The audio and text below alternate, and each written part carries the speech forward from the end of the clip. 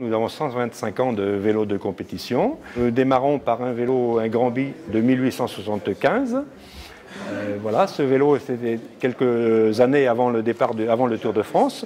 Mais ce vélo de compétition, c'était des compétitions à l'époque sur hippodrome, comme maintenant sur des hippodromes, c'est-à-dire sur des pistes en cendré. Courir sur un Grand-Bi, c'est pas facile.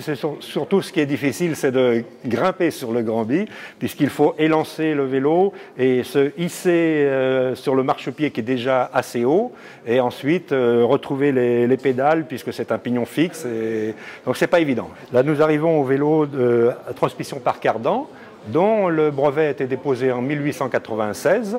Donc il n'y a pas de chaîne, ce sont des pignons qui entraînent le vélo, et ça a fonctionné très bien, puisque en 1901, le second de Paris-Brest-Paris, qui est une épreuve quand même de 1200 km, était équipé d'un vélo à transmission par cardan identique à celui-ci.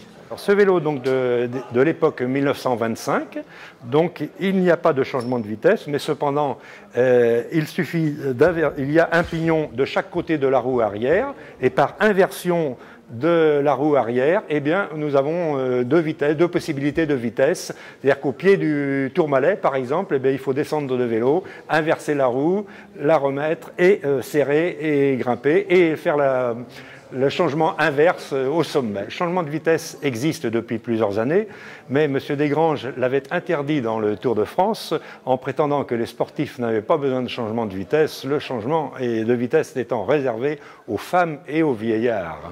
Nous pouvons clore 125 ans d'histoire du vélo de compétition que nous avons commencé par le Grand-Bi. Nous terminons par un vélo qui a concrètement participé au Tour de France du centenaire, donc en 2003, avec le nom du coureur marqué dessus. Il y a également l'usage quotidien. Et ce vélo est donc de 1914. Ce sont les balbutiements du changement de vitesse qu'on appelle le dérailleur. Et là, il y a une innovation qui consiste tout simplement à pédaler en avant pour avoir un certain développement, assez grand d'ailleurs. Et puis, puisque nous sommes donc à Saint-Brévin, eh bien, je veux monter le pont de Saint-Nazaire avec un développement plus petit. Il me suffit de pédaler en arrière, de continuer à pédaler, et comme vous le voyez, la roue continue d'avancer par le pédalage en arrière. Les femmes n'ont pas été oubliées, effectivement, puisque voici un vélo des années 1925 environ.